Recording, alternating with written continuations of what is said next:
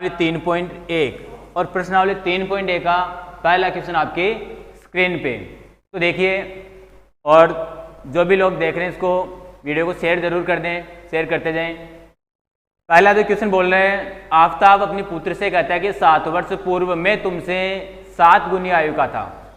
7 साल पहले की बात बता रहे, बोल तो आज रहे हैं लेकिन 7 साल पहले की कंडीशन बता रहे कि 7 साल पहले मैं तेरे से 7 गुना आयु का था और अब से 3 वर्ष बाद मैं तुमसे केवल 3 गुनी आयु का रह जाऊंगा। आज के 3 साल बाद मैं तुम्हारी आयु का 3 गुना रह जाऊंगा। क्या यह मनोरंजक है? मनोरंजक तो है ही।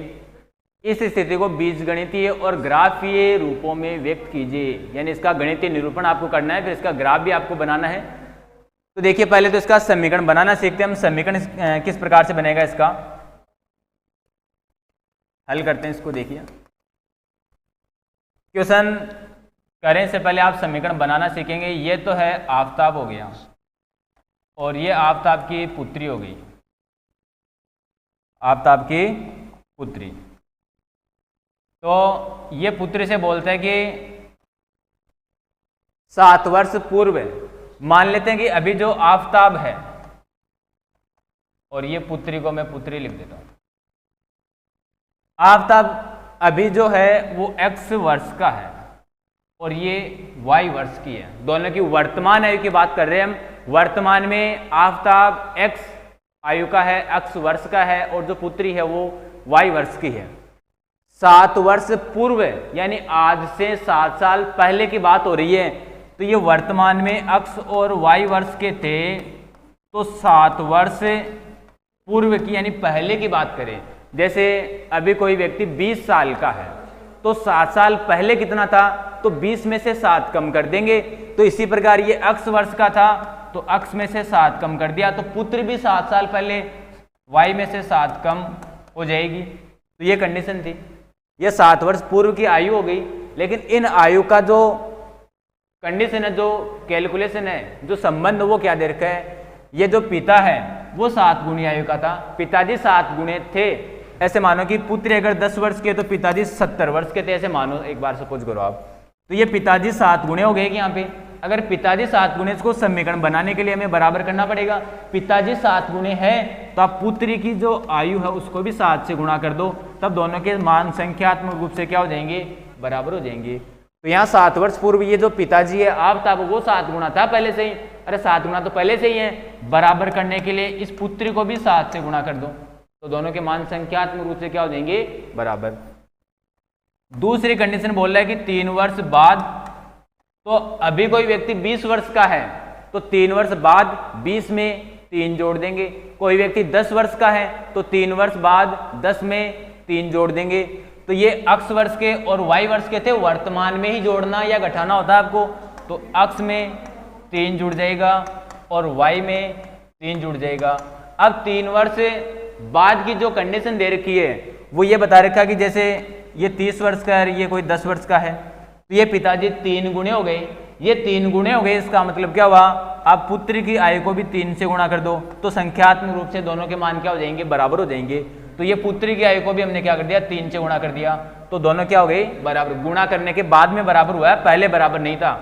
पहले तो ये क्या था, ये x + 3 हो गया, ये y + 3, ये आफताब है x + 3 और ये पुत्री है y + 3। अब जो पिताजी हैं आफताब, वो 3 गुना है, पिताजी पहले से ही 3 गुना है। बराबर करने के लिए पुत्री को भी क्या कर दो, 3 से गुणा कर दो। इनका गुणा करके हम क्या कर लेंगे, इसका समीकरण प्राप्त करेंगे। तो देखिए, लिखना किस प्रकार से है, गणितीय तरीके से। माना कि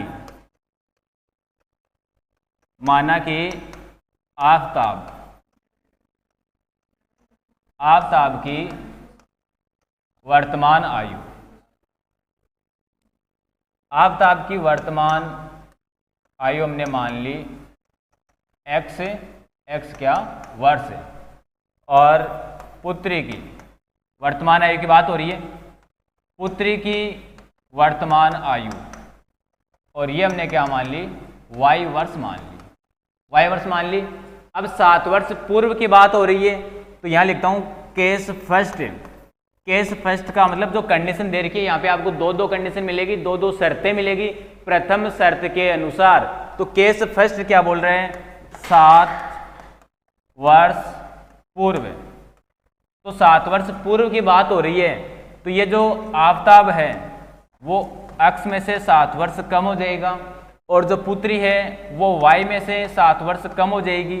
अब ये जो पिताजी वो 7 गुना है पहले से ही, अरे पिताजी तो बड़े हैं तो वो 7 गुना है, संख्यात्मक रूप से इनके मान बराबर करने के लिए पुत्री की आयु को भी 7 से गुणा कर दो, तो दोनों क्या हो जाएंगे, संख्यात्मक रूप से बराबर हो जाएंगे। ध्यान रखें, तो x माइनस 7 सरल करते हैं इसको, 7 का इस ब्रैकेट से गुणा करेंगे अंदर, तो 7 का y से गुणा के क्या बन गया 7y माइनस 7 7 49। अब इसका बीजगणितीय निरूपण करना है, इसका मतलब समीकरण को स्टैंडर्ड फॉर्म में आपको लिखना होता है। ये रूप होता है ax plus by plus c बराबर 0, ये रूप होता है, यानी x के y के पदों को हम एक साइड में लेते हैं, बराबर में क्या छोड़ना होता है आपको 0। तो यहाँ से आप देखेंगे x प्लस का 7y पक्षांतरण होने के बाद में इधर आएगा तो क्या हो जाएगा माइनस का 7y हो गया।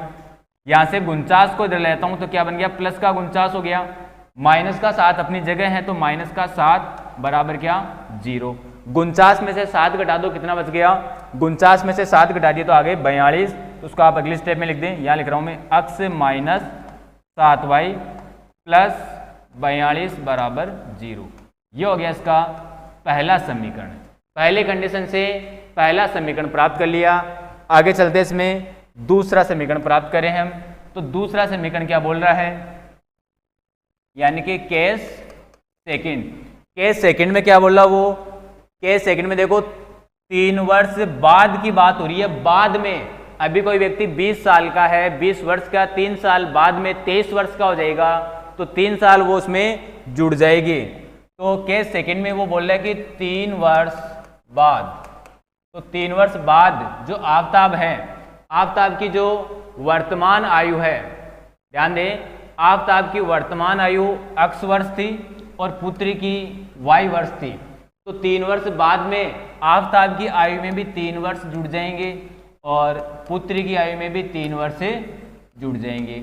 अब जो आफताब वो 3 गुना हो गया, ऐसे मान लो कि एक बार समझने के लिए ये 30 वर्ष का है और पुत्री 10 वर्ष की है, तो ये 3 गुना तो ये तो पहले से ही है, इनको बराबर करने के लिए 3 से गुणा कर दो, दूसरे वाले को पुत्री को भी, तो इनको बराबर करने के लिए इस पुत्री को भी हमने क्या कर दिया 3 से गुणा कर दिया ताकि समीकरण बन जाए, संख्यात्मक रूप से मान बराबर हो जाए। तो यहाँ से x प्लस 3 बराबर 3 का गुणा करेंगे ब्रैकेट के अंदर, तो क्या बनेगा 3 का y से गुणा हो गया तो 3y प्लस 3 का 3 से गुणा हो गया तो 3 3 9 हो गया।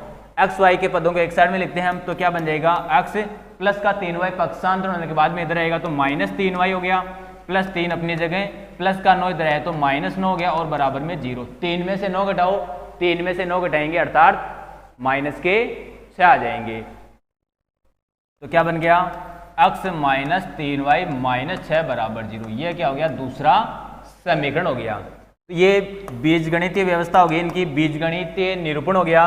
अतः अभीष्ट बीजगणितीय निरूपण, यानी जो कंडीशन दे रखी थी उसका बीजगणितीय निरूपण क्या हो गया, देखो पहला समीकरण लिखेंगे आप।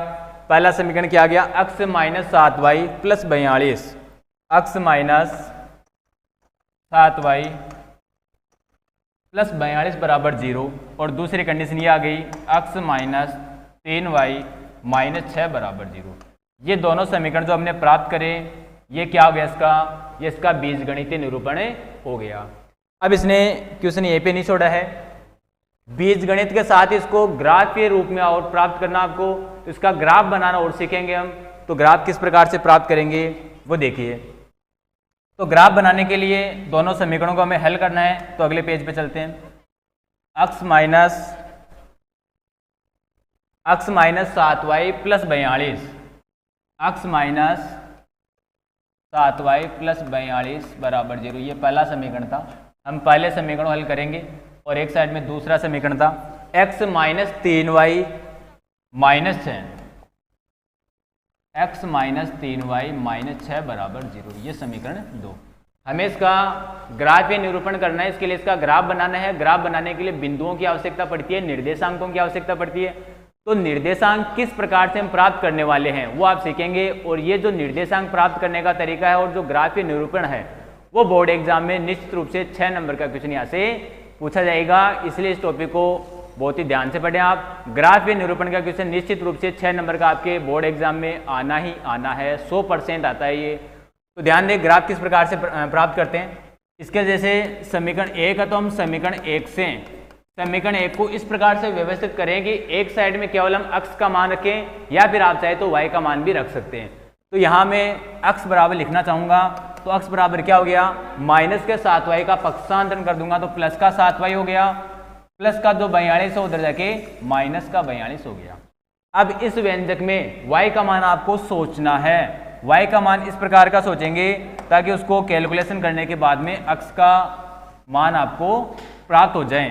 तो यहाँ मैं लिखता हूँ कि जैसे y बराबर 6, 7 का 42 हो जाएगा ना, y बराबर 6 हो तो अगर हम y का मान 6 लेते हैं तो अक्ष का मान क्या हो जाएगा, 7 गुणा y के जगह 6 लिखना है माइनस 42, क्या हो गया 7 के 42 माइनस 42, 42 में से 42 घटा दो कितना आ गया, 0 आ गया। तो ऐसा एक मान और सोच लिया आप, कम से कम 2 मान की आवश्यकता पड़ती है। तो मैंने सोच लिया जैसे y का मान क्या सोच लूँ, 6 के बाद में 7 सोच लिया, ये लो। तो y बराबर मैंने सोच लिया 7, तो 7 हो तो अक्ष बराबर क्या हो जाएगा, 7 गुणा 7 माइनस 42, तो अक्ष बराबर 7 7 49, 49 में से 42 घटा दो तो कितना आ गया 7। यह आपने मान प्राप्त कर लिए। इनकी सारणी बनानी होती है आपको, सारणी बिल्कुल व्यवस्थित तरीके से। ऊपर का मान हमेशा अक्ष लिखा जाता है, नीचे हमेशा y लिखना। सारणी में हमेशा व्यवस्थित क्रम में लिखेंगे, ऊपर हमेशा अक्ष लिखना है, नीचे y लिखना है। और इनके जो मान है उनको ढंग से लिखें, व्यवस्थित क्रम में लिखें। y का मान जब 6 है, देखो y का मान जब 6 है तो अक्ष का मान कितना आया 0। y का मान जब हमने 7 लिया तो अक्ष का मान कितना आया 7। तो ये पहले समीकरण से पहले सारणी प्राप्त हो गई। अब दूसरे समीकरण को हम सरल करते हैं, तो यहाँ लिखता हूँ मैं समीकरण 2 से। तो समीकरण 2 से अक्ष बराबर क्या हो जाएगा, देखिए दोनों ही मान ऋणात्मक है, पक्षांतर हो जाएंगे तो धनात्मक हो जाएंगे, पॉजिटिव हो जाएंगे। तो प्लस का 3y और प्लस का क्या हो गया 6। यहाँ y का मान सोच लो, तो जैसे मैं लिखता हूँ कि y बराबर 0 हो तो अगर मैं y का मान 0 ले लेता हूँ तो अक्ष बराबर क्या हो जाएगा, अक्ष बराबर 3 गुणा 0 प्लस 6। 0 को किसी भी संख्या से गुणा करते हैं ऑलवेज 0, तो ये 0 हुआ, आगे प्लस है तो है ना, तो क्या बच गया 6। ऐसे ही y का एक मान और सोच लो अपनी इच्छा से आप। y बराबर क्या ले लिया, जैसे मैंने 1 ले लिया, y बराबर 1 हो तो अक्ष बराबर क्या हो जाएगा, तो 3 इंटू वाई की जगह 1 प्लस 6, 3 एकम 3 और 6 कितना हो गया, 3 और 6 9 गया, तो अक्ष बराबर 9। इसकी भी आप सारणी बनाएंगे तो सारणी क्या बन गई, ये सारणी बन गई इसकी। क्या, ऊपर का मान अक्ष, नीचे का मान y। जब y बराबर 0 लिया तो अक्ष का मान कितना आ गया 6। जब y बराबर 1 लेंगे तो अक्ष का मान कितना आ गया 9। ये दोनों समीकरणों से दोनों सारणी प्राप्त हो गई। यहाँ तक अपना आधा क्वेश्चन आ जाता है। 6 नंबर का क्वेश्चन आता है तो आपको यहाँ से 3 नंबर प्राप्त हो जाएंगे। अब इसका ग्राफ बनाना है, ग्राफ बनाने के बाद में इसका व्यवस्थित रूप से आपको उत्तर लिखना होता है।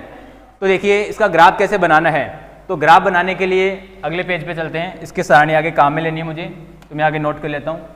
ये था 0 6, ये था 7 7 अक्ष वाई, पहली सारणी।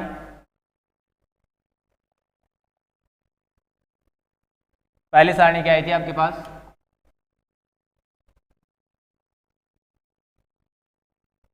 ये पहली सारणी 0 6 और 7 7, 0 6 7। यहाँ पे वैसे लिखने की आवश्यकता नहीं होती, लेकिन आपको समझाने के लिए मुझे इनकी आवश्यकता पड़ेगी इसलिए लिख रहा हूँ। ये पहले सारणी आ गई थी।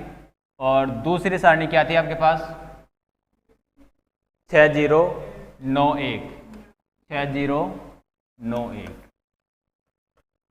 ये दूसरे समीकरण से सारणी प्राप्त हो गई थी। इन मानों को देखते हुए इनको काम में लेते हम ग्राफ बनाने वाले हैं। तो हमने ग्राफ बनाने के लिए अक्षांश खींचे और अक्षांशों में अक्ष अक्ष डैश यानी ऋणात्मक होगी आई, वाई वाई डैश, और ये मूल बिंदु क्या हो जाता है 0। इधर जो अक्ष के मान हमें काम में लेने, अक्ष का मान 0 से लेकर 7 तक काम में आ रहा है धनात्मक दिशा में, और दूसरे में 6 से लेकर 9 तक काम आ रहा है, यानी कम से कम 9 तक के एलिमेंट, 9 तक की संख्या आपको लिखनी होगी यहाँ पे। तो मैं लिख रहा हूँ यहाँ पे 1 2 3 4 5 6 7 8 9 और एक एक्स्ट्रा लिख दिया 10, यहाँ पे 9 गया, ठीक है, और ये 10 इधर लिख दिया मैंने इसको। एक्स है यहाँ पे ना, और y की जो वैल्यू है वो भी यहाँ धनात्मक काम में आ रही है 6701, यानी 7 तक के मान की आवश्यकता पड़ेगी। तो y का मान 1, ग्राफ को थोड़ा नीचे बनाता हूँ, यहाँ देखेंगे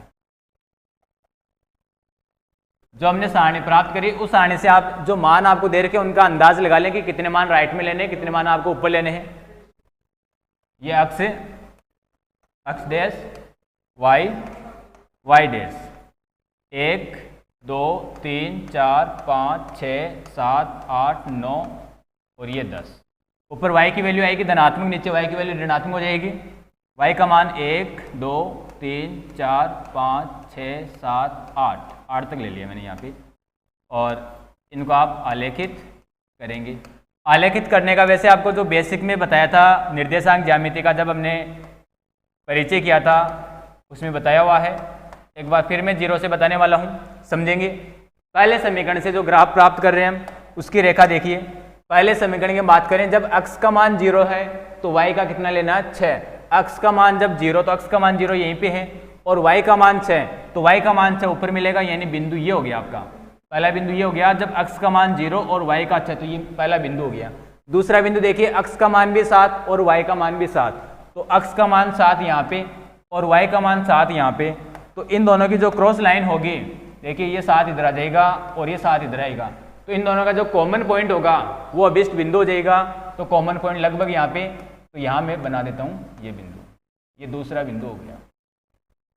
इन दोनों बिंदुओं को स्केल की सहायता से बिल्कुल सिद्ध में करके आप मिलाएंगे। स्केल से मिलाना है भाई, तो इनको मिला देता हूँ मैं, ये मिला दिया।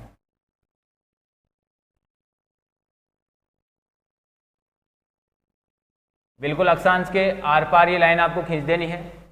और चूंकि रेखा है तो एरो साइन लगाएंगे। लाइन यहाँ थोड़ी टेढ़ी आपको दिख रही है, लेकिन स्केल से आप खींचेंगे बिल्कुल सीधी लाइन जाएगी। दूसरी जो रेखा उसकी हम बात करते हैं, तो दूसरी रेखा आप देख रहे हैं कि x और y के मान 6,0 है। x का मान 6, इस बार ध्यान दें, तो x का मान 6 यहाँ पे हो गया और y का मान क्या लेना है 0, तो y का मान 0 यहीं पे है, तो यही क्या हो गया अभिष्ट बिंदु हो गया आपका। तो ये पहला बिंदु हो गया इसमें। दूसरा बिंदु क्या है 9,1, यानी x का मान 9 लेना है इस बार, x का मान 9 और y का मान 1, तो y का मान 1 यहाँ पे आ जाएगा। तो इन दोनों को हम मिलाएंगे। ये पहला बिंदु, देखो दूसरा बिंदु यहाँ पे आएगा ही, तो ये कौन सा बिंदु हो गया, यहाँ पे आ गया बिंदु।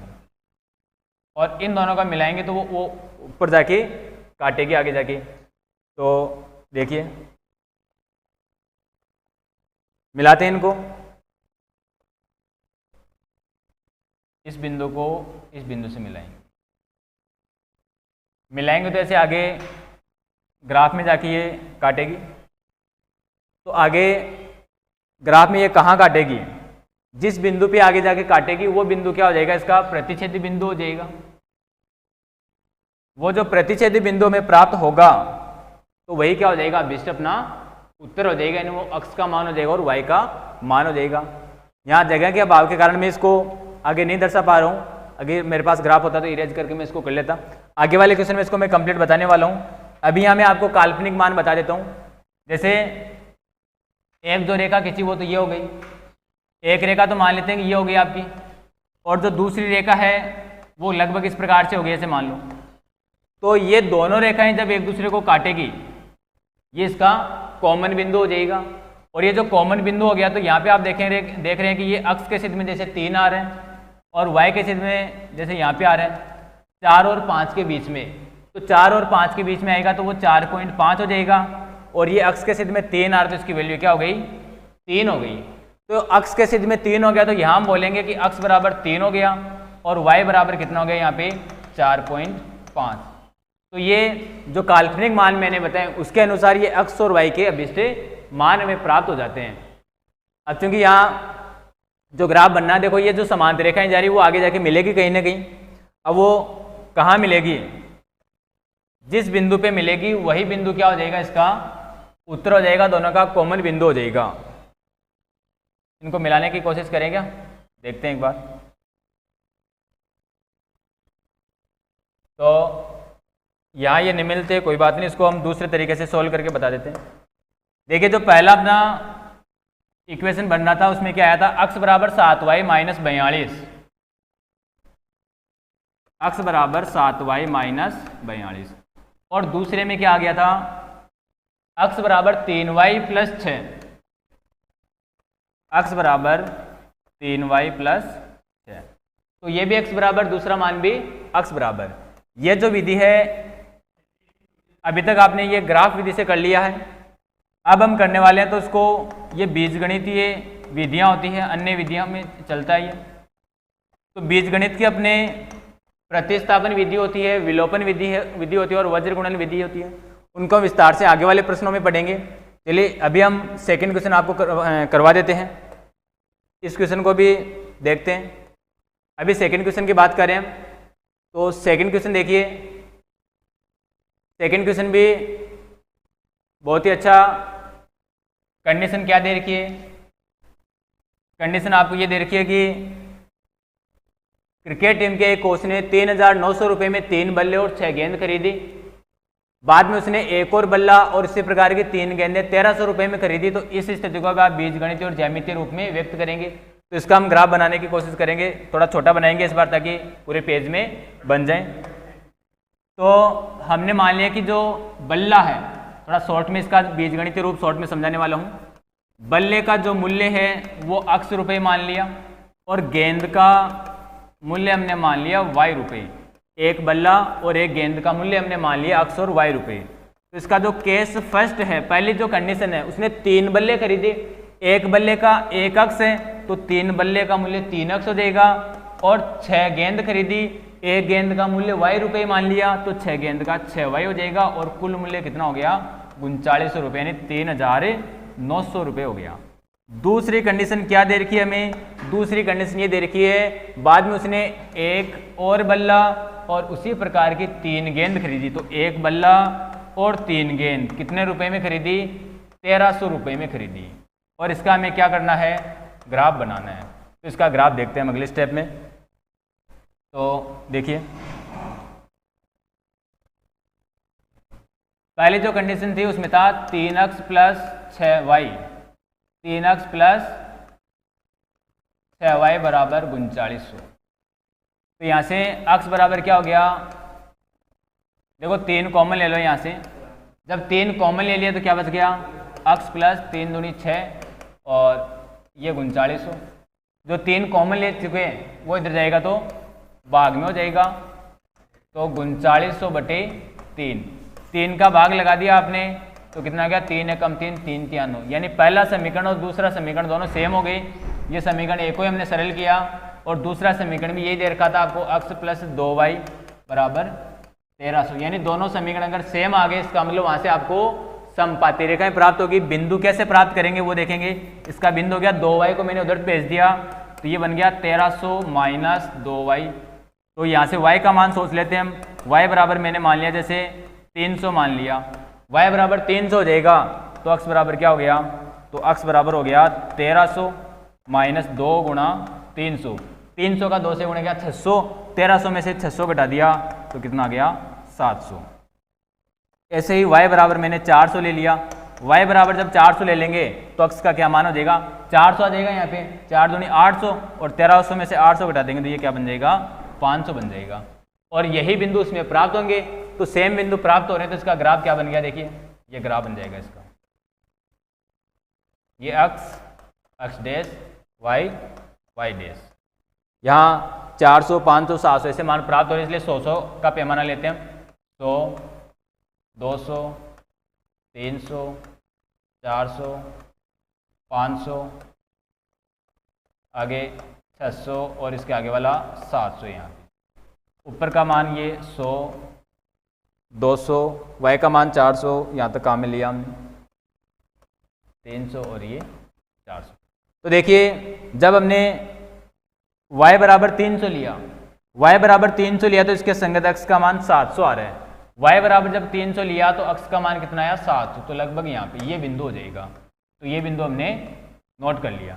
दूसरा, जब y बराबर 400 लिया, y बराबर 400 तो x का मान 500, y बराबर 400 तो x का मान 500। तो इनका कॉमन बिंदु यहाँ पे हो गया।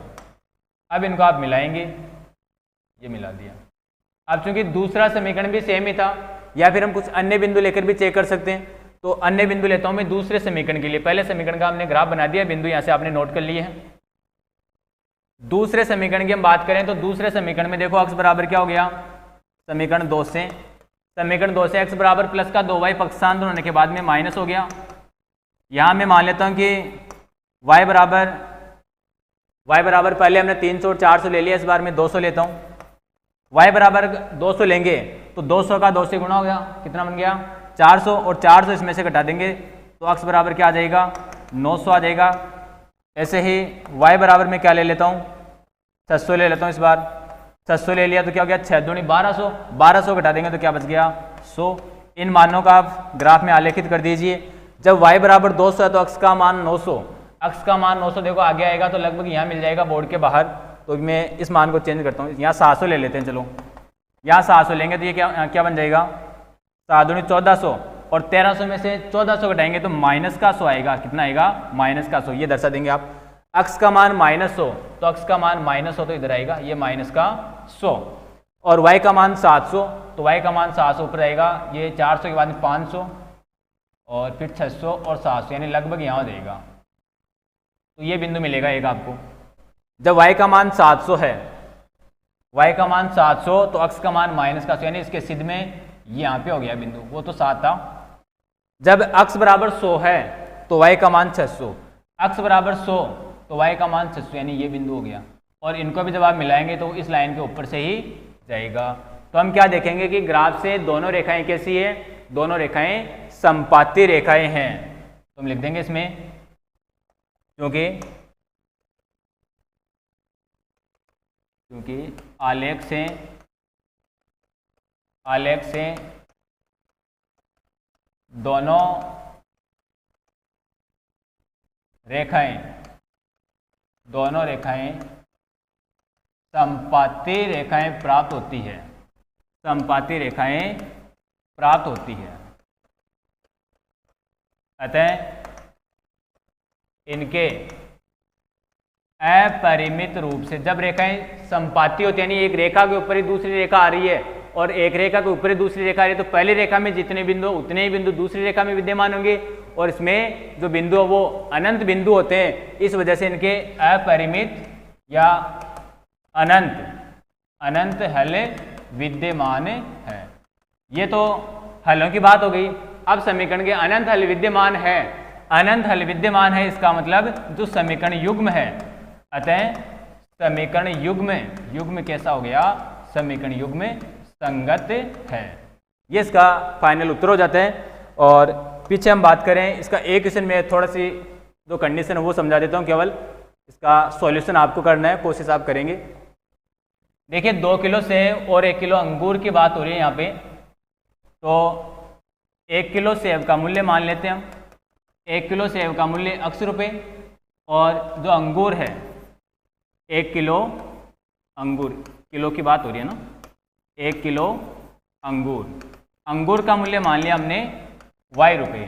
तो यहाँ पे जो पहली कंडीशन दे रखी है, केस फर्स्ट में क्या है, 2 किलो सेब है, 1 किलो सेब का मूल्य ₹80, तो 2 किलो का 2x हो गया। 1 किलो अंगूर का मूल्य क्या माना हुआ अपना Y माना हुआ, तो इसको Y लिख दो प्लस करके, और इनका कुल मूल्य कितना हो गया ₹160। दूसरी कंडीशन में 1 महीने बाद 4 किलो सेब, तो केस सेकेंड हो गया। 1 किलो सेब का मूल्य वही ₹80 माना हुआ है, तो 4 किलो सेब का मूल्य कितना हो गया 4x।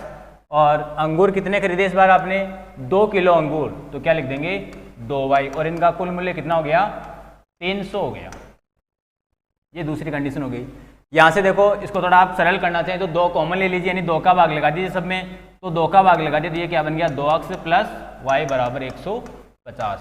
इसको हम समीकरण 2 बोलेंगे सरल करने के बाद में। तो इस प्रकार से केस फर्स्ट और केस सेकंड आपको बता दिया। ये बीजगणितीय निरूपण हो गया, और इसका जो ग्राफ है वो आपको बनाना है, और ग्राफ की जो डिटेल्स के और क्वेश्चन जो आपको बताने वाले हैं वो अगली वीडियो में, और इसमें अच्छे तरीके से हम ग्राफ बनाना सिखाएंगे पूरा कंप्लीट विस्तार से। जो पिछले एग्जाम में क्वेश्चन आ गए ग्राफ के वो भी बताने वाले हैं, और संभावित जो क्वेश्चन है वो भी हम आगे वाली क्लास में समझाएंगे। ग्राफ का जो क्वेश्चन है आपका किसी का भी गलत नहीं होगा, 6 नंबर पूरे आपको ग्राफ के मिलने वाले हैं। यहाँ पर अभी हमने समीकरण बनाना सीखा है, समीकरण को किस प्रकार से निरूपित करते हैं, दो चर वाला रैखिक समीकरण कैसा होता है इसका परिचय हमने पढ़ा, और साधनीयता के प्रतिबंध यानी कि समीकरणों के जो गुणांक है, गुणांक देखते ही आप बता सकते हैं कि गुणांकों के अनुपात से कि रेखाएं समबाती प्राप्त होगी, समांतर प्राप्त होगी या फिर प्रतिच्छेदी रेखाएं प्राप्त होगी।